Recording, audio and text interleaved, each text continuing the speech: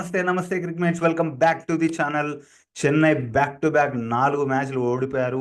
వాళ్ళు జనరల్గా హోమ్ గ్రౌండ్లో మ్యాచెస్ ఓడిపోయారు, కానీ ఈ సీజన్లో ఆల్రెడీ 2 హోమ్ గ్రౌండ్ మ్యాచెస్ ఓడిపోయారు. అసలు చెన్నై టీంలో ఏం జరుగుతుంది, వాళ్ళు ఇక్కడ నుంచి కంబ్యాక్ ఇవ్వగలుగుతారా లేదా తెలుసుకుందాం.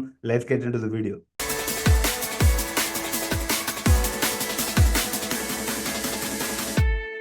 వీడియోలోకి వెళ్ళే ముందు ప్లీజ్ ఒక్క లైక్ వేసుకోండి ఈ వీడియోకి, అండ్ ప్లీజ్ ఆ రెడ్ కలర్లో ఉన్న సబ్స్క్రైబ్ బటన్ని కూడా నొక్కి పెట్టుకొని మీరు లైక్ అండ్ సబ్స్క్రైబ్ చేస్తే నాకు ఒక మోటివేషన్లా ఉంటుంది, మంచి మంచి వీడియోస్ చేయాలి, మంచి మంచి అవుట్పుట్ ఇవ్వాలని. So please consider liking to this video and subscribing to our channel. వీడియోలోకి వెళ్ళిపోదాం. సో చెన్నై సూపర్ కింగ్స్ గురించి మాట్లాడాలంటే, చెన్నై సూపర్ కింగ్స్లో మెయిన్ కన్సర్న్ ఉన్నది వాళ్ళ బ్యాటింగ్లోనే. వాళ్ళ బ్యాటింగ్ ఆడే స్ట్రైక్ రేట్, వాళ్ళు పర్ఫామ్ చేస్తున్నారు, వాళ్ళు కాంట్రిబ్యూట్ చేస్తున్నారు కాదనట్లేదు మనం, కానీ వాళ్ళు చేసే కాంట్రిబ్యూషన్ రేట్ ఎలా ఉందనేది చూడాలి. వాళ్ళు 140 150 స్ట్రైక్ రేట్ మెయింటైన్ చేస్తున్నారు ప్రతి ఒక్కరు కూడా. ఆ 140 150 స్ట్రైక్ రేట్ నుంచి ఆ, దాటి వెళ్ళట్లేదు వాళ్ళ స్ట్రైక్ రేట్. సో దానివల్ల వాళ్ళకి ఆ టార్గెట్ని చేజ్ చేయడం చాలా కష్టమవుతుంది. మీరు టార్గెట్ సెట్ చేస్తున్నప్పుడు 140 150 స్ట్రైక్ రేట్ చేస్తూ ఆడితే ఏం కాదు, కానీ ఎప్పుడైతే టార్గెట్ని చేజ్ చేస్తున్నారో మీరు మోడర్న్ డే T20 క్రికెట్లో మీరు 180 190 స్ట్రైక్ రేట్ మెయింటైన్ చేయలేకపోతే మీరు ఆ 180 170 స్కోర్స్ని మీరు చేజ్ చేయలేరు. అదే ఇప్పుడు లాస్ట్ 3 మ్యాచెస్గా చెన్నై మ్యాచెస్లో చూస్తున్నాం మనం. మళ్ళీ చెప్తా. సిఎస్కే టీంలో వాళ్ళ మెయిన్ కన్సర్న్ వాళ్ళ బ్యాటింగే. వాళ్ళ బ్యాటింగ్లో కన్సర్న్ మెయింటైన్ చేస్తూ ఆడితే ఓకే ఉంటుంది, కానీ ఎప్పుడైతే టార్గెట్ని చేస్ చేయాలనుకుంటున్నారో మీరు 170 180 స్ట్రైక్ రేట్ మెయింటైన్ చేయాలి. మీరు మెయింటైన్ చేయలేకపోతే ఆ బిగ్ టార్గెట్స్ని చేస్ చేయడం చాలా కష్టం అవుతుంది. అండ్ లాస్ట్ 3 మ్యాచెస్గా సిఎస్కేకి ఇదే జరిగింది. వాళ్ళకి తక్కువ టార్గెట్స్ 170 180 టార్గెట్ వచ్చినప్పుడు కూడా చేస్ చేయలేకపోతున్నారు. ఫర్ ఎ సింపుల్ రీజన్, వాళ్ళ స్కోరింగ్ రేట్ చాలా స్లోగా ఉంది. దానివల్ల వాళ్ళకి లాస్ట్కి వచ్చి లోవర్ మిడిల్ ఆర్డర్ బ్యాట్స్మెన్స్ మీద ప్రెషర్ చాలా ఎక్కువ పడుతుంది. వాళ్ళు స్కోర్ చేయడానికి చాలా కష్టంగా అయిపోతుంది ఆ ప్రెషర్లో. సో ఒకసారి వీళ్ళ బ్యాటింగ్ చూస్తే, Rachin Ravindra, Devon Conway and Ruturaj Gaikwad, వీళ్ళు ముగ్గురు కూడా వీళ్ళ స్ట్రైక్ రేట్ 140 150 అరౌండ్ ఉంది. ఆ 140 150 అరౌండ్ స్ట్రైక్ రేట్ మెయింటైన్ చేస్తూ ఆ పవర్ ప్లేలో కూడా ఈ స్ట్రైక్ రేట్ మెయింటైన్ చేస్తే చాలా కష్టం అవుతుంది బ్యాక్ ఎండ్లో. పవర్ ప్లేలో మీరు మినిమం 65 to 70 రన్స్ స్కోర్ చేయాలి ఇప్పుడు మోడర్న్ డే T20 క్రికెట్లో. అది స్కోర్ చేయలేకపోతే మీకు బ్యాక్ ఎండ్లో మిడిల్ ఓవర్స్లో చాలా కష్టమవుతుంది, ప్రెషర్ చాలా ఎక్కువ అవుతుంది. లాస్ట్ 3 మ్యాచెస్గా ఇదే జరిగింది. తర్వాత శివం దూబే, లాస్ట్ 2 ఇయర్స్ సిఎస్కే వాళ్ళు శివం దూబేకి ఇచ్చిన రోల్ ఏంటిది?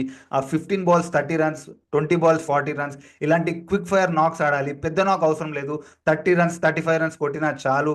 ఈ క్విక్ ఫైర్గా రావాలి, 200 210 స్ట్రైక్ రేట్ మెయింటైన్ చేస్తూ రావాలి అని లాస్ట్ 2 ఇయర్స్గా ఈ రోల్ ఇచ్చారు శివం దూబేకి. ఆ సేమ్ రోల్ శివం దూబేకి ఈసారి కూడా ఇచ్చారు, కానీ శివం దూబే ఆ రోల్ని చేయలేకపోతున్నాడు, ఆ రోల్లో ఫిట్ అవ్వలేకపోతున్నాడు. శివం దూబే కూడా 170 160 అరౌండ్ మెయింటైన్ చేస్తున్నాడు స్ట్రైక్ రేట్, అందరిలాగానే ఉంది. అది మోడర్న్ డే T20 క్రికెట్లో టాప్ 4 బ్యాట్స్మెన్స్ ఈ స్ట్రైక్ రేట్ మెయింటైన్ చేస్తూ ఆడితే చాలా కష్టం అవుతుంది. టార్గెట్ సెట్ చేస్తున్నప్పుడు ఏం కాదు ఈ స్ట్రైక్ రేట్స్, కానీ టార్గెట్ చేస్తున్నప్పుడు ఈ స్ట్రైక్ రేట్స్ అనేవి చాలా ఇబ్బందికరంగా మారుతాయి. దాని తర్వాత విజయ్ శంకర్ కూడా. విజయ్ శంకర్ మనకి తెలుసు, విజయ్ శంకర్ అయిపోయింది, వీళ్ళ టైం అయిపోయింది.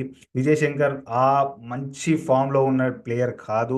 Vijay Shankar back end of his కెరియర్లో ఉన్నాడు. సో విజయ్ శంకర్ వీళ్ళ బ్యాడ్ చాయిస్ అయింది. విజయ్ శంకర్ కానీ దీపక్ హుడ్డా కానీ ఆ మిడిల్ ఆర్డర్లో వీళ్ళు కెరియర్ బ్యాక్ ఎండ్కి వచ్చేసారు. వీళ్ళు ఆ 180 190 స్ట్రైక్ రేట్ మెయింటైన్ చేస్తూ వాడలేరు. అదొక బ్యాక్ ఫైర్ అయింది వీళ్ళకి ఒక డిసిజన్. దాని తర్వాత బ్యాక్ ఎండ్లో ధోని చిన్న చిన్న నాక్స్ ఆడుతున్నా ధోని మెయిన్గా స్టెప్ అప్ అవుతలేడు, ధోని ఛార్జ్ తీసుకుంటలేరు అని ప్రతి ఒక్క సిఎస్కే ఫ్యాన్ అంటున్నారు. కానీ ధోని 42 ఇయర్స్ 43 ఇయర్స్ ఉన్నాడు. ధోని దగ్గర నుంచి మీరు అంత పెద్ద నాక్స్ ఎక్స్పెక్ట్ చేయకండి, చేయొద్దు కూడా. ఆ- ఆ ఆ ఏజ్లో అసలు ఆ పిచ్ మీద నిల్చోవడమే గ్రేట్, కానీ పిచ్ మీద నిల్చొని స్కోర్ చేస్తున్నాడు, ఇంకా పెద్ద స్కోర్స్ రావాలి అని ఎక్స్పెక్ట్ చేయొద్దు. మెయిన్గా టాప్ 5 బ్యాట్స్మెన్స్ నుంచే మనం ఎక్స్పెక్ట్ చేయాలి. దాని తర్వాత జడ్డు దగ్గర నుంచి కూడా వీళ్ళ ఎక్స్పెక్టేషన్స్ చాలా హైగా పెట్టుకున్నారు. కానీ నా దృష్టిలో జడ్డు బ్యాటింగ్లో అంత పెద్ద కాంట్రిబ్యూటర్ కాదు. T20 కానీ ఓడిఐలో కానీ అప్పుడప్పుడు మంచి నాక్స్ కొడతాడు, కానీ అది అప్పుడప్పుడే మనం కన్సిస్టెంట్గా జడ్డు దగ్గర నుంచి పర్ఫార్మెన్స్ ఎక్స్పెక్ట్ చేయలేము. ఇది నా దృష్టిలో జడేజా గురించి. దాని తర్వాత ధోని వస్తున్నాడు. యాక్చువల్లీ వీళ్ళు ఆ టాప్ 6 జడేజా దాకా వీళ్ళు 17, 18 ఓవర్స్ వరకు ఆడగలిగి టార్గెట్ అనేది ఇప్పుడు లాస్ట్ 3 ఓవర్స్‌లో 30 రన్స్ గాని, 35 రన్స్ గాని అక్కడి దాకా తీసుకొస్తే ధోని అక్కడి నుంచి గెలిపించగలరు. కానీ ధోని దగ్గరకొచ్చే వరకు ఆ టార్గెట్ అనేది చాలా మ్యాసివ్‌గా ఉంటుంది. మనం చూసినాం పంజాబ్‌కి అగెయిన్స్ట్‌గా వీళ్ళది 2 ఓవర్స్ 40 రన్స్ ఉంది. ఆ 2 ఓవర్స్ 40 రన్స్ కొట్టడం చాలా కష్టం. చాలా ఇంపాసిబుల్ అది. 2 ఓవర్స్‌లో 40 రన్స్ కొట్టడం. సో, ఆహ్ ఇలా చెయ్యి దాటిపోయినంక ధోని దగ్గరకొస్తే ఏం చేయలేడు ధోని గూడా. సో, మొత్తంగా ఇది వీళ్ళ కన్సర్న్. బౌలింగ్ చాలా స్ట్రాంగుంది. కానీ బౌలింగ్ దగ్గర నుంచి వీళ్ళు ఇంకా ఎక్స్‌పెక్ట్ చేస్తారు. పంజాబ్ వాళ్ళు 200 కొట్టారు వీళ్ళ బౌలింగ్‌కి అగెయిన్స్ట్‌గా. ఆహ్, మనం అనొచ్చు అది బ్యాటింగ్ పిచ్ అని. కానీ వీళ్ళ టోటల్ రిలయన్స్ బౌలింగ్ మీదనే ఉంది. సో, చాలా కట్టుదిట్టమైన బౌలింగ్ ఎయాల్సిన అవసరం ఉంది వీళ్ళ బౌలర్స్. ఆ బ్యాటింగ్ పిచ్ వచ్చినా గూడా ఆ 200 స్కోర్‌ని దాటకుండా చూసుకోవాలి. టార్గెట్ 200 లోపు వచ్చేటట్టే చేసుకోవాలి.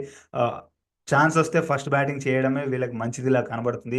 ఫస్ట్ బ్యాటింగ్ జేసి, ఆ టార్గెట్ సెట్ చేసి, దాన్ని డిఫెండ్ చేసుకోవడం కొంచెం ఈజీ అయ్యే ఛాన్సెస్ ఉన్నాయి సీఎస్‌కే వాళ్ళకి. సో, ఇక్కడి నుంచి కంబ్యాక్ చేయగలుగుతారా లేదా అంటే చాలా కష్టం. సీఎస్‌కే వాళ్ళు ఇక్కడి నుంచి ఏ టీమ్ అయినా కంబ్యాక్ చేయడం చాలా కష్టం. ఇప్పుడు ముంబై గూడా సేమ్ పొజిషన్‌లో ఉంది. వాళ్ళ రన్ రేట్ కొంచెం బెటర్‌గా ఉంది సీఎస్‌కే కంటే. కానీ ఆహ్, ముంబై గాని, సీఎస్‌కే గాని, ఎస్ఆర్‌హెచ్ గాని వీళ్ళు ముగ్గురు ఇక్కడి నుంచి కంబ్యాక్ చేయడం చాలా కష్టం. కంబ్యాక్ చేస్తే అదొక మిరాకిలే. కానీ కంబ్యాక్ చేయడం చాలా కష్టం. కన్సర్న్స్ ఉన్నాయి.